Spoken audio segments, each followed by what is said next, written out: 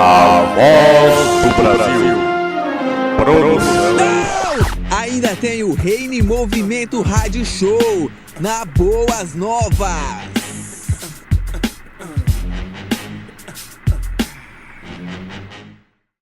E aí, galera da Rádio Reino, beleza? Eu sou Carlos Reuel e vamos começar mais um episódio de hoje. Hoje não estou só aqui, estou com o meu brother, Pastor Richardson. E aí, mano, tudo bem? Beleza, mano, tudo 100%. O Richardson é pastor na igreja Abba Pai e hoje eu trouxe ele aqui pra gente falar de um tema bíblico maravilhoso que é o propósito eterno de Deus. E pra gente começar esse assunto, eu queria que a gente fosse bem do começo, porque afinal de contas, todo mundo uma hora já parou e fez a pergunta: por que será que eu tô aqui? Por que esse mundo existe? Será que tem algum propósito de existir esse planeta? A gente não conhece nenhum planeta que tem vida, a gente pensa, por que só este planeta tem esse tipo de vida?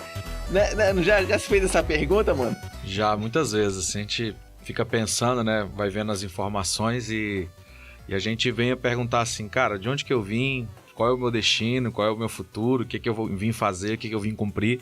E a gente quer falar um pouco sobre isso hoje. Tá tudo entrelaçado, né? Tá tudo. Eu saber o propósito da Terra, da existência e o meu propósito, a gente vê que tudo isso tá interligado nas mesmas coisas, né? Sim.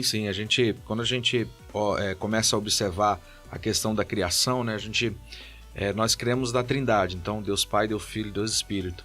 Então o Senhor deu uma ordem em Gênesis no capítulo 1, versículo 26, ele falou assim, façamos o homem a nossa imagem e semelhança, né? Então o Senhor nos criou para o louvor da sua glória, né?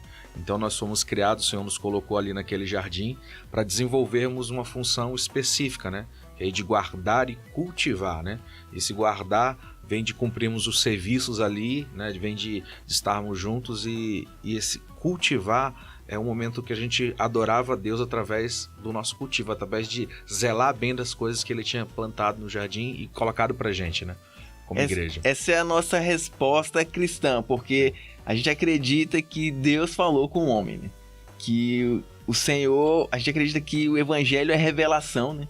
Que Deus se revelou ao homem, também pela dificuldade, né, de imagine uma bactéria lógica, né? Estudar o mundo, né, o tamanho, né, então imagine a dificuldade do homem entender as coisas, então Deus precisou se revelar, e na revelação dele, ele trouxe esse começo aí, eu fiz o mundo, fiz você, a minha imagem, a minha semelhança. Só que aconteceu um problema aí nesse meio do caminho. A nossa grande levada, assim, e a pergunta que às vezes as pessoas fazem, Deus sempre teve um propósito. O propósito eterno de Deus é o que a gente vai comentar aqui hoje, né? E o pecado fez Deus mudar o seu propósito? Sim, e aí? Aí é uma pergunta que a gente faz, né? Porque nós entendemos que Deus ele é imutável, então ele não muda no que ele fala. Mas existiu no meio de todo esse percalço aí, existiu o pecado. Então o pecado ele meio que atrasou um pouco ali o projeto inicial de Deus. E às vezes as pessoas perguntam assim para mim, se Deus não queria que o homem pecasse, por que ele colocou lá a árvore? Né? E é interessante que por que ele colocou essa armadilha, né? Tinha lá realmente o fruto que o homem não podia comer, mas também tinha uma palavra de Deus para Adão, né? Então, para ele não comer daquele fruto. Então, quando nós vamos observar nas Escrituras, quando o Senhor deu essa revelação para Adão, para que ele não pudesse comer daquele fruto, é de se imaginar na Bíblia, se você for ler Gênesis no capítulo 2, a mulher ainda não tinha sido criada. Então Deus deu essa revelação especificamente para Adão. E após isso, né, o Senhor liberou ali o sono profundo e ali, né, tirou de dentro de nós toda a parte feminina, né, e criou a mulher. Então, propriamente, a Eva ela tinha informação dada por Adão, mas Adão tinha a revelação clara da parte de Deus. E aí quando nós vamos observar a queda do homem, que aí a gente precisa entender isso, a serpente de maneira alguma ela pediu que o homem adorasse. O propósito que a serpente levantou ali foi para que o homem pudesse ser igual a Deus. E aí você que estuda um pouco a história, eu quero te falar que a estreia do humanismo foi quando a mulher e o homem comeram o fruto ali. E aí ambos olharam um para o outro e falaram assim, olha, nós estamos nus. Como que eles já viviam junto antes e não sabiam que estavam nus? Porque eles eram somente uma pessoa. Quando nós vamos depois aprofundar um pouquinho mais, eu acredito e creio que existia realmente ali, a mulher ela só foi dada esse nome Eva após a queda. Antes ela era um Adão também. Então tinha um Adão macho e Adão fêmea. Então a Eva só foi dado um nome para ela após a queda. Adão é humanidade, né? Sim, se for olhar a origem da sim. palavra, né? A origem, né? E a Eva é a mãe de todas, né? Que é a expressão. Então nós vemos claro ali que quando o homem pecou, né? A Bíblia fala que a Eva foi lá, comeu o fruto e depois, né, o seu marido comeu. É interessante que quando a Eva come o fruto, nada acontece na Bíblia. Mas a partir do momento que o Adão come o fruto, os olhos dos dois são abertos simultaneamente. Por quê? Porque o Adão ele carregava a revelação do próprio Deus acerca de não comer aquela árvore daquele fruto, né? E a Eva tinha somente a informação. Então ali a gente vê já uma coisa interessante que eu comecei a observar esses dias, né? Que quando o cara que tem a revelação clara de Deus, ele peca, ele come o fruto, os olhos dos dois são abertos simultaneamente. E aí vem a pergunta, né? E se o Adão fala, não quero comer essa fruta? Como é que ia ser? Qual o destino do mundo? Qual o destino do mundo, né? Ia ter que criar outra mulher e tal, não sei o quê. Não sabemos e nunca saberemos. E nunca saberemos. Quando chegaram na glória, eu acho que a gente vai ter mais coisas para perguntar pro Senhor. Tem uns simuladores lá, a gente vai fazer os simuladores e tal. Então, e a gente começa por esse enredo, né? O Senhor nos criou para o louvor da sua glória, né? O homem, aconteceu essa queda e o propósito eterno de Deus, ele não mudou. Deus teve que criar um outro mecanismo para poder reconectar o homem de novo a Deus. Porque quando nós olhamos a revelação de Jesus, desde o início ali, depois do pecado, o Senhor deixou claro que viria aquele que pisaria a cabeça da serpente, né? Que aí é o nosso amado Jesus. E aí, então em Gênesis mesmo, a gente já tem essa profecia, né? Sim, da vinda daquele que ia esmagar a cabeça da serpente. E a gente tem anos e anos de histórias aí até aparecer Jesus. Tem um processo aí. Lógico, tem um vácuo bem interessante. E quando nós falamos sobre o propósito eterno de Deus, aí a gente tem que trazer um entendimento para uma vida particular com Deus. Qual era a função do jardim? Né? Qual era a função do jardim? Para que servia o jardim? O jardim era um local de encontro que na viração do dia o Senhor vinha ter comunhão, vinha falar com o homem.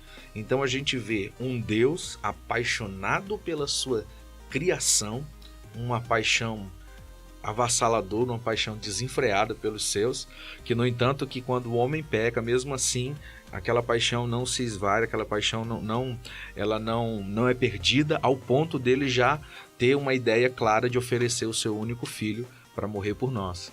Então nós vivemos hoje uma realidade para entender o plano de Deus. Deus está procurando somente uma coisa. E eu cheguei a essa conclusão, Deus está procurando somente uma coisa, um lugar para habitar a sua presença. Então quando nós vemos o jardim, para que serviu o jardim? Um lugar de comunhão, um lugar de habitação. Então quando nós observamos isso e começamos a entender dessa forma, né, que o jardim foi criado para ter comunhão, a gente começa a entender qual é o nosso propósito mesmo. A gente teve esse tempo aí dos testamentos até chegar no Novo, né, até chegar em Jesus. E todo ele vai apontando também para Jesus. E aí chega Jesus e a obra que Cristo faz é a entrada para esse propósito que você está falando. Sim. Mas talvez por a gente ter tanto uma pegada, digamos assim, evangelista, tentar salvar as pessoas, às vezes parece que o propósito é a salvação, né? Já viu? Não. Justamente, hoje nós temos uma mentalidade escapista, né?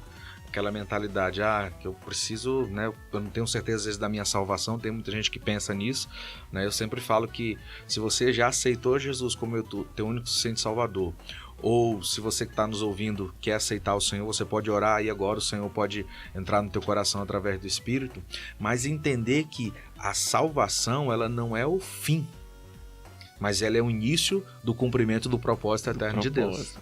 E aí o cara fica tão nessa fissura de ser salvo, sou salvo, não sou salvo, não sou salvo, e vai passando os anos e ele não consegue startar o propósito. Justamente, ele não consegue se tornar habitação. Porque nós vemos, no início Deus criou um jardim, o jardim não deu certo, o homem foi expulso, depois Deus fez o tabernáculo, que a gente acompanha isso em Êxodo no capítulo 25, nós tivemos o tabernáculo. Qual era a função do tabernáculo? Deus queria habitar no meio do povo, assim como ele queria habitar no jardim. O tabernáculo também não deu certo ali naquele período do deserto, né? Naquele período também não deu certo. Deus vem agora, Salomão, com aquele grande projeto, faz o templo. Para que serviu o templo? Para Deus habitar no meio do povo. Então Deus está correndo desenfreadamente para nos encontrar.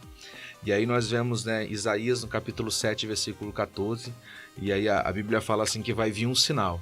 Eis que uma virgem conceberá e dará luz a um filho, e o seu nome será Emanuel, que significa o quê? Deus conosco. Deus criando um mecanismo para nos encontrar novamente. E aí vai decorrendo o tempo, no livro de 1 Coríntios, fala que nós somos a habitação de Deus. Ou seja, de Gênesis a Apocalipse, Deus está dizendo somente uma coisa: eu quero habitar no meio de vocês. Então, o processo da salvação, de nós aceitarmos ao Senhor e cremos nessa salvação, nós temos que desenvolver o propósito eterno de Deus, que é nos tornar uma habitação. Então, não é só eu vou andar a dizer para todo mundo que eu sou salvo, mas a minha vida, o meu caráter, as minhas atitudes não demonstram aquilo que o Senhor me chamou para viver. E aí nós vemos hoje, eu tenho ensinado sobre isso, sobre uma mentalidade de empregados. Quando nós olhamos ali a parábola do filho pródigo, aquele filho pegou a sua herança, desejou que seu pai tivesse morrido, porque pegar uma herança antecipada é dizer assim: pai, eu gostaria que o senhor tivesse morrido, mas o senhor está demorando a morrer. Então ele pegou aquela herança, ele foi, como você já conhece a história que estão nos ouvindo, e aí ele começa a se alimentar da comida dos porcos. E aí ele tem uma grande ideia. A grande ideia dele é o seguinte: eu vou voltar para a casa do meu pai, porque lá na casa do meu pai os empregados comem melhor do que eu. Então ele não estava voltando para a casa do pai porque ele amava o pai, mas ele estava voltando porque ele queria ser um empregado do pai. Então uma mentalidade não de filho, mas uma mentalidade de empregado. E aí quando nós vemos que o pai recebe aquele filho, faz uma festa e começa a desenvolver algo, o filho mais velho chega e fala: poxa pai, tá tendo música, tá tendo um bom animal, eu tenho te servido há tantos anos e você não paga nem um churrasquinho para mim, não faz nada. Outro filho com a mentalidade de empregado. Eu quero falar assim para você que está nos ouvindo: se você vive um evangelho com a mentalidade de empregado, você não vai conseguir viver o propósito eterno de Deus, você não vai conseguir desenvolver aquilo que o Senhor te chamou. Porque o empregado, toda vez que um empregado senta para conversar com o patrão, eles vão conversar sobre negócio. Eles vão conversar sobre o negócio. E se você é um empregado e trabalha numa empresa e você recebe uma proposta para aumentar 2 vezes o teu salário, você vai sair e vai para esse lugar. E aí o que nós temos visto hoje é a porção de pessoas que já serviram a Jesus e hoje não estão mais. Por quê? Porque alguém pagou um preço mais alto. Não que o sacrifício de cruz não seja esse preço, mas essa mentalidade de empregado fez com que você tenha um valor. E o filho não, o filho ele tem uma mentalidade que tudo que ele tem é do pai. Então, por exemplo, eu tenho 2 filhos e tudo que eu tenho, a minha empresa, o carro, tudo que eu tenho já pertence aos meus filhos. Porque se acontecer qualquer coisa comigo, já é deles. Então, o filho vai entender o propósito de Deus e vai entender que ele é herdeiro e co-herdeiro com Cristo. E agora ele vai começar a viver uma realidade de plenitude, sabe? Então, eu não vou viver hoje, eu já não me preocupo mais com a salvação, porque eu tenho tanta convicção nisso, eu me preocupo em cumprir aquilo que Deus me chamou para fazer.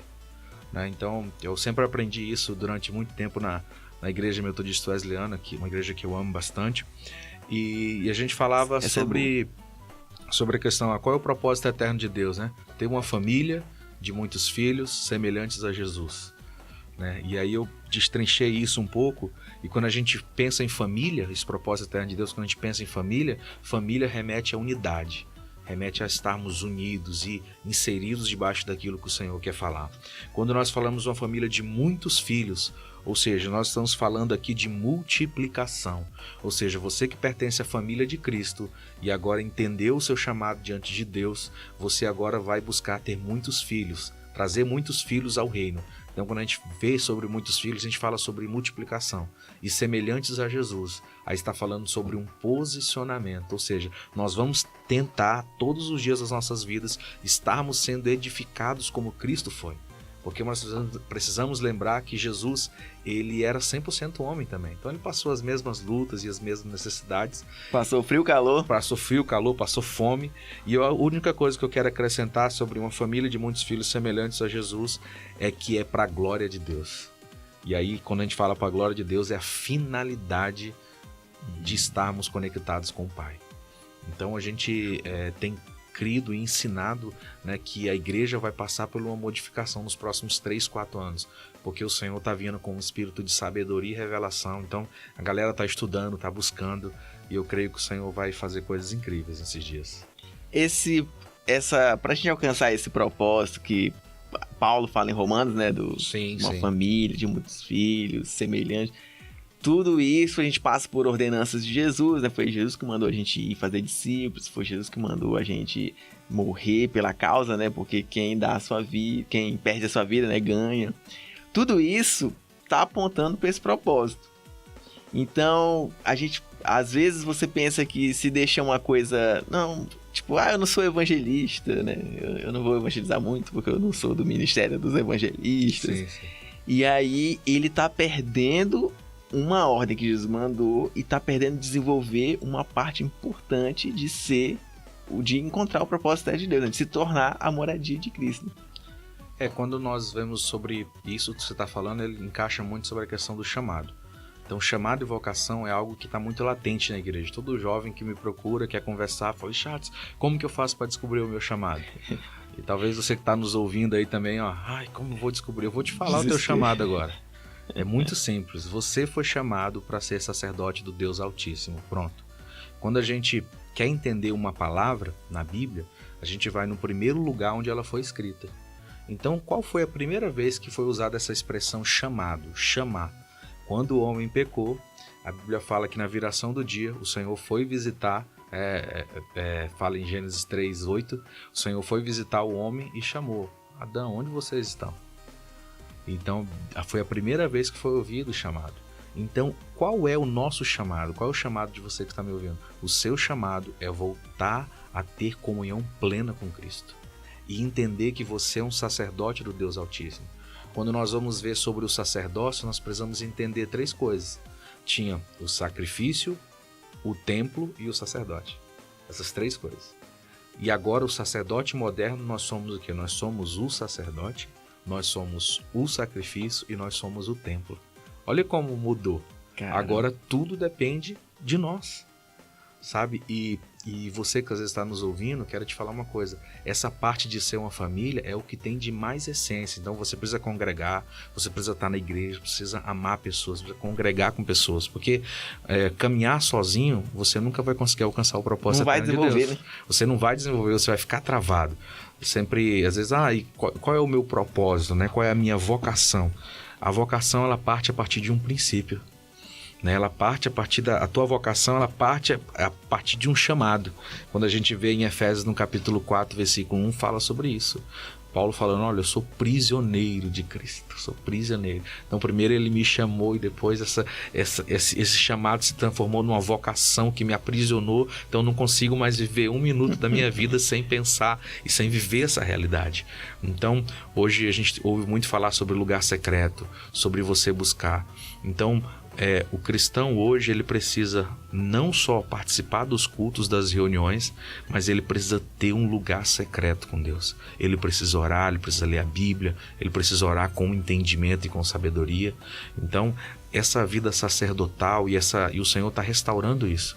Porque muitas das vezes a nossa mentalidade sempre vamos evangelizar. Então vamos encher as igrejas. E a mesma velocidade que as igrejas estão se enchendo, elas estão se esvaziando. Se convertem 10 saem. Por quê? Porque nós não fizemos um bom trabalho de ocupação das pessoas que chegaram. De gerar o propósito. De gerar o propósito na vida delas, gerar filhos, trazer paternidade, trazer entendimento, trazer discernimento. Então, nós fomos muito bons em ganhar, mas a ocupação não foi legal. Você lembra quando a Bíblia fala lá, né, que sai um espírito maligno e volta, encontra a casa adornada e volta, traz 7 piores e tal, não sei o quê. Ali fala sobre ocupação. Então nós como igreja precisamos ocupar isso de forma urgente. Né? A nossa prioridade, o sacerdote moderno, ele faz 3 coisas hoje. Ele ministra a Deus, em primeiro lugar, depois ele ministra aos santos e depois ele ministra aos gentios. Então tem muita gente querendo ministrar aos santos sem ministrar a Deus. E aí não vai dar certo. Show. Mas isso aí eu acho que é pauta para o próximo programa. É isso aí. Para um outro episódio, né? Porque isso aí senão realmente a gente vai alugar. Vai longe. E, cara, é impressionante como o propósito, entender propósito, é poderoso que não só na parte espiritual que a gente busca o propósito, quando a gente entende quando a gente entende o poder do propósito, né, a galera usa isso pra tudo, né? Inclusive a galera, os empresários, né?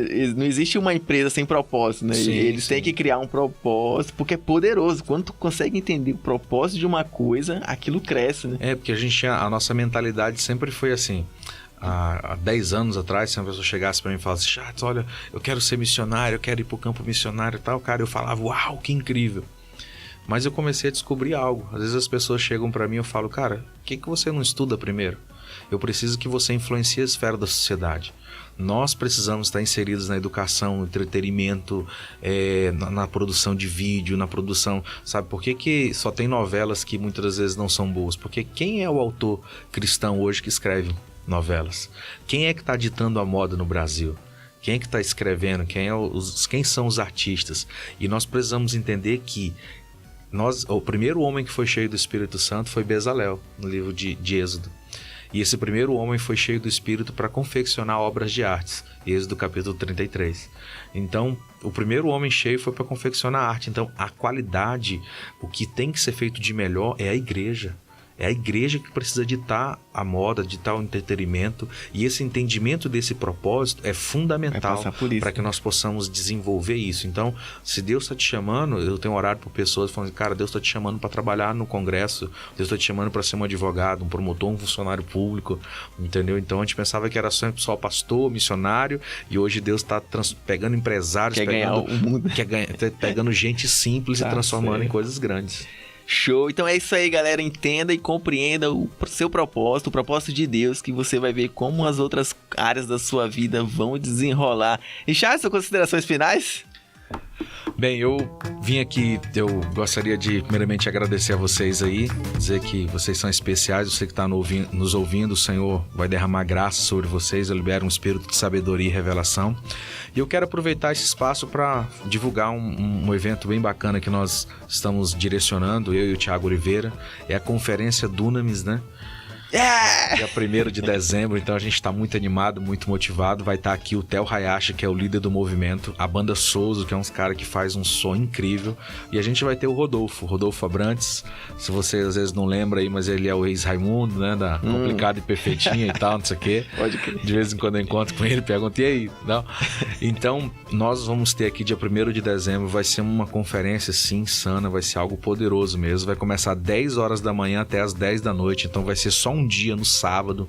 Então as inscrições está pelo site dunamispvh.com. Então você entra, faz a tua inscrição e, cara, não perca, porque será um dos maiores eventos que nós já fizemos aqui na cidade, e Deus tem falado muito ao nosso coração que vai impactar a cidade, impactar os jovens. Então você que é jovem, dia 1º de dezembro não tem nada para fazer, faz a tua inscrição, parcela lá pelo PagSeguro, faça, não deixe de estar, nós temos já poucas vagas. Tem caravana, né? Dá para fazer caravana. Isso. Se você tem juntar 10 amigos, você pode fazer a caravana com um valor super especial. Olha aí, galera, vamos desenrolar. Tem que nós já temos pessoas de Rio Branco, de todos os municípios praticamente do interior, então nós estamos sentindo um pouco de falta da galera da capital. Bora, galera! Você que tá aqui, cuidado para você não perder a sua vaga, porque o local só dá aproximadamente 1.000 pessoas, a gente já tá realmente no fim das vagas e nós queremos ter vocês lá com a gente, beleza? Então, dunamispvh.com. Se inscreve por lá e, galera, valeu pelo episódio. E tem uma promoção também. A gente fechou com esses caras aqui 2 ingressos. Se você quer saber como ganhar, vai ter que seguir a Rádio Reino no Instagram. Então, se você tem Instagram, vai lá, procure Rádio Reino e lá você vai ver a forma de como você vai participar, beleza? Então é isso aí, valeu, Richardson. Valeu, galera, fica na paz, até mais, valeu. Então falou, galera, até semana que vem, paz!